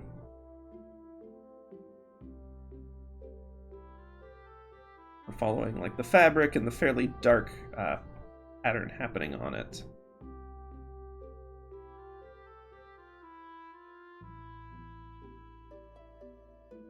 I'm gonna try to get, yeah, there we go, the more horizontal ones coming in there. Okay. I'm gonna fill in the white space a little more because this area is supposed to look primarily, yeah, okay. There we go, and that kind of makes up for the, like, honestly, the hatching on the sleeve draws the eye more than the weirdness of the fingers. Okay. But I said at the start of this stream that we were also going to look at some of the like level of detail stuff in here too. So we're going to do that. Now that we've got this excellent one, unfortunately I'm not going to look at this shaded one, although even then it's very faint shading and it's mostly just the shadow from the hair over this eye. To fit with the more ominous scene. Like a lot of the shading in this scene is actually the background. Which is interesting. But instead, let's look at sort of the levels of detail going down. Let's look at the smallest one first. And I kind of want to do a level of detail, like, outfit study sometime too, because this artist does an interesting job of, like, some of the details on the outfits will say the same, will say pretty consistent in how they're drawn, no matter how close or far you are, but then other parts just, like, lose hatching and stuff. It's interesting, it's interesting. It's definitely something we will want to study more. Let's look at this one. We've got, oh, again, it's small. We've got like the vertical line. We've got roughly the same face shape that we talked about. The vertical patch angling in. We've got the chin and then angling up. We're at a slightly different angle with this one. We can still tell that this one needs to be taller. And then we got, again, just these key pieces. They don't even bother with the nose. You've got just like the chipper mouth in roughly the right height, meaning like below this sort of jawline here. You've got the glasses. You don't actually have the eye at all. It's just the glasses because they're the more distinct part of Qifrey's character design, like no question. So this sort of is our center point. It's got just like one square in it and like a little bit of this shading that we saw down here, but very little. Circle the same size, circle the same size. Some of these things are the same. Like this one is once again obscured by the hair, so the hairstyle is consistent. But we don't bother with the reflections and stuff at this stage because they would just muddy it up. And then once again, this being roughly the same, the part in the hair is in roughly the same point. So it sort of shows you which details are worth emphasizing. You've got the hair strands, you've got a few competing hair strands in here. And you've got the hair part once again being in the same place. But it really is just getting it down to its absolute fundamentals. Like, you can only really tell the hair crosses over it, like, not from any actual contrast, but just because you can see the hair on both sides of it. Got the arc here. We've technically got an ear, but it's, like, minimal. And, like, the hair covering the ear here is not, like, not something that we're as worried about keeping consistent, because it's not, like, a focal point of the face as nearly as much. What is a focal point is this rough shape of, like, the triangles bowing out with, like, general, like, shifts up, even if they're just, like, lightly indicated like this. And then we can't see it in the other one because he's got the hat on. But generally, got the arcs here. And once again, even in this small version, we kind of have these arcs where it's not just like repeated spike and repeated spike and repeated spike. We've got this one that comes down, and then this one that kind of extends off of it and extends this edge a little more. We saw that pattern in the larger scale too. We've got a little bit of this internal like merging in, and then we've got over here, it's just like kind of loose chaos. But the main detail being that this side is, once again, a little more in shadow. And that's all that really matters there. And then we've got like the neck piece with its alternating, and like that's all. That's all it needs. I'm just gonna kind of fast and loose with that one. But like, yeah, that's the point, is this one's fast and loose. It's to get the idea across in like a small and fairly comical looking tiny distant view of him. But it still has a lot of the same key features. It has, even at the different angle, we've still got the distinct hair part, we've got the distinct glasses, and mouth positioning. And then we've got the general hair shape relative to the head. It remains consistent. And so it really is like, I'm sure you could draw a Qifrey that's even like simpler than this and still identify that it's Qifrey. I mean, heck, you could probably just like... yeah, I grabbed the wrong color. There we go. Probably just have like a reflection on the glasses or something, and then the mouth, and you'd still be able to tell that it's him. Like, you don't, like, if you really wanted to, you could have like some of the hair, but like you could do really, really, really, like, even like you could do very little and still catch Qifrey because of these very key design elements that make it through even in the small ones. It's not a bad idea with characters. Like, if you're the sort that does character design, you come with very complex ones, it's not a bad idea to try to do a, like, what's the minimum viable detail needed to recognize this character? Because it can really help you narrow down what's important and what's not. Like, even with Salt, like, Salt's design has been fairly consistent, but there are pieces that have vanished from this design, and pieces that have been considerably simplified, just as I realized, like, oh, that doesn't actually, like, contribute anything to being able to recognize Salt. Like, it's neat, and it's something I'd like to think about, and, like, maybe situational, but it shouldn't be, like, a core detail. Like, I heard Cape used to have more layers and pieces and stuff going on. There used to be a lot more, like, red color worked throughout the outfit that ended up just kind of making it hard to find a focal point, things like that. Originally, there were, like, more layers on top of the tunic, and, like, bits with, like, laces and stuff to hold them together, like, around, like, an overcoat and things, and it's like, yeah, that, it adds detail, but it just draws the eye into kind of a mess. Let's look at medium detail Qifrey real quick.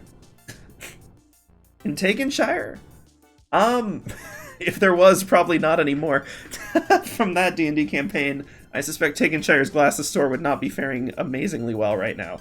But maybe Oxbow would have one. Could probably have some luck there. Let's see, let's look at this one. This is sort of our medium detail one. And, let's see, kind of wrapping up here. But this one, like, we've got a little more, like, it's not significantly larger than the other one, but it's not like a cartoonized version. Like, the mouth, instead of just being a triangle, still has the same, like, sort of shape with extended ends that we've got here. I mean, I'm sure Salt could go somewhere, like, maybe figure out a glasses repair thing, or it could become a whole quest line of someone getting vengeance on you for breaking her glasses. No.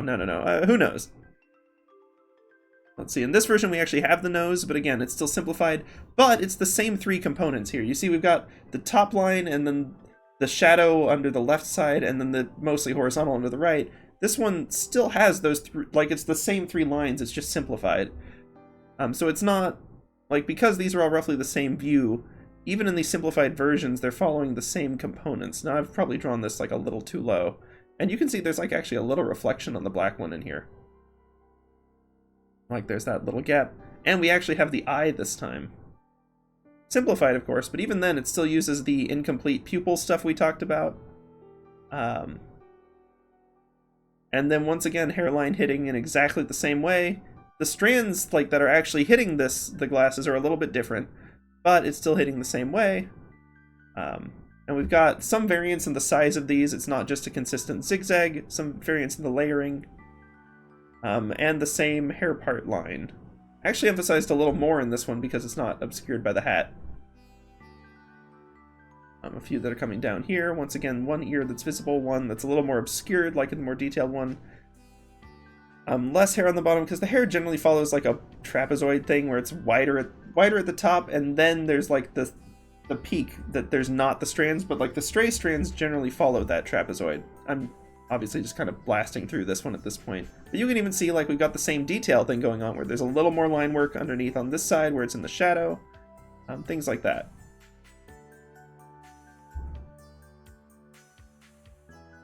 And then like a little bit more on the neckwear, but still the emphasis is mainly the repeating pattern. It's just filled in more as we'd be expected. Oh yeah, 1,000-Yard Stare would be very fun to draw. And that's definitely one that I would like to do more of. There's so many of these. I could just do style studies of just this artist for like a month. I'm gonna try not to do that. We'll try to mix it up. But I really love her art style. But I also want to just take a moment to appreciate these, like, the absolute minimum viable product. not even minimum viable product, but just, like, the little, like, just this face that, like, in just 2 lines and 2 dots perfectly captures everything about that expression. Like, you've got the silhouette, but it could be, like, almost anything, really. Like, got kind of the curve and then up, and like you can tell the hair, like you can recognize just enough of who this character is from the other times that you've seen her. And even then, like this loop, it's not just like a consistent wave. Once again, we've got this like that one, and then like a big one in, and then kind of a gap for a while, and then like a longer one down, and then the sleeve and the arms, and so on. And like I don't know, I really love like. There's a whole separate art to these like minimized faces, and it's one that I really love. Mainly because it's one that I actually struggle with a lot. Actually trying to create faces like this and like characters like from a distance, the level of detail is really hard for me. So it's something I love studying and trying to see how different people do it, because everyone handles it very differently. Actually, I think it's because when I was refining Salt's design, I was also practicing a lot of stuff like this. Well, that's actually kind of a weird tangent. Not that it matters that much. But with Salt's design, in the reference, wherever it was, you'll see that Salt actually also has basically like the just solid button eyes, and part of that is because she's wearing glasses, and it's, I don't know, I find it kind of comical to have the button eyes despite that. But also it's because I was studying ways to draw faces like this when I was really locking in her design. And it ended up leaving a bit more of a permanent mark than I'd intended. Because I was like, oh, you know, I guess that's just how we do the eyes now. Again, that's the kind of thing that can sort of change with time, too. And not like a single line. There's like very, very subtle variants in all of these. Kind of the tassel and so on. And then like another one coming out, and you got these again just like kind of fading away. Doesn't need a lot. You've got like just the faintest hint of light and shadows there, and then like the really high contrast here because there's so little detail that you don't want to get lost in like people trying to parse if a hatch line is part of the arm or if it's actually like shadow or light. And so like you don't like you keep it a lot more streamlined. But then in the hair, there's still like a little bit for texture, but it's still pretty subtle. There's not like a lot of independent marks. It's more just there's kind of patches of light and dark. There's like one independent mark at this one. Let's see. Just kind of filling this in roughly, leaving the patches roughly where they were. One's like a little far south, but that's okay. Yeah, and like just like look at this. This is like a wonderful little like very simple cartoon character. I've gotten the space between like the head and the hands a little off, because this shadow underneath gives a lot of important like definition to the hands because they're also a big part of this anger pose. The eyes, I mean, the eyes capture the mood perfectly, but like the hands raised like that really capture the seething pose. as of course does the giant word seethe above them. But we'll not leave that in. But I really love little designs like this. Yeah. Here, what's the... We'll get like the little JoJo icon. Obviously that's not unique to JoJo, it's just the icon for menacing, but... but the seething. But yeah, and that's like a whole separate study, and that didn't even have to be one style. I ought to compile a whole bunch of references of these like little tiny mini background characters and do like just a study on the different ways to do that. That'd be a really fun stream. But I think that's probably going to do it for tonight. I've got to wrap it up. I've got work in the morning and other stuff, but oh, nice, good. You ordered it with plenty of time and not going to get caught in the Christmas mail rush. Smart. Hope it came in well, and like it's looking good. But yeah, I probably got to wrap it up for the night. Thank you for dropping in. Oh, excellent. I'm glad it looks good. But yeah, I'm gonna wrap it here, and I will let y'all get back to your mornings, afternoons, evenings, whenever it happens to be for y'all. Thank you. Yeah, again, I should definitely mention this at the end as we're wrapping. This has been the Style Study stream. This one is Kamome Shirahama. Highly recommend both the Witch Hat Atelier series, but also just this art style is stinking gorgeous. It's a wonderful one to study, especially if you like stuff like Moebius and like a lot of the early like 80s and 90s anime and manga styles that have a lot of kind of gritty texturing.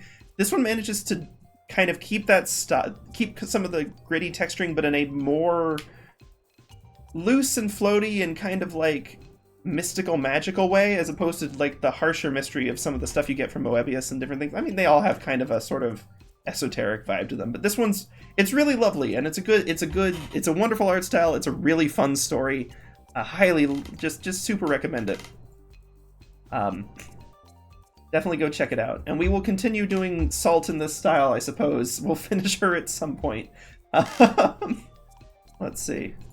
I can go in the shade layer real quick and at least patch the gap. I shouldn't be patching it with the mouse. I should be using the pen still, but I'd already swapped to the mouse, so here we are.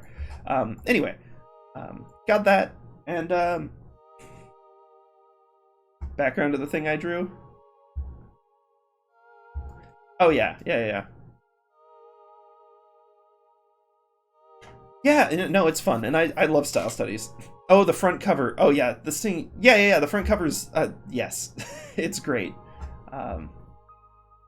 And you can sort of see that like here's the same place illustrated in the book, and it looks different from the cover. Like if I can pull that one up again, like you can sort of see the like some of the differences if we zoom in, and like how the stonework is done and different things. And that's one of the other things that's fun with hatching and level of detail, and like whether it's cover art versus an individual page and different things. And like, there's so much magic to a style. It's a lot of fun. It's a lot of fun to study them and sort of see what makes them tick. So I'll definitely be keeping these style studies up, especially if the YouTube response is as good as it inexplicably was. Again, thank you to anyone who watched that. I don't know why that episode blew up, and because it's not that different from the other stuff I've done, but I'm glad people liked it.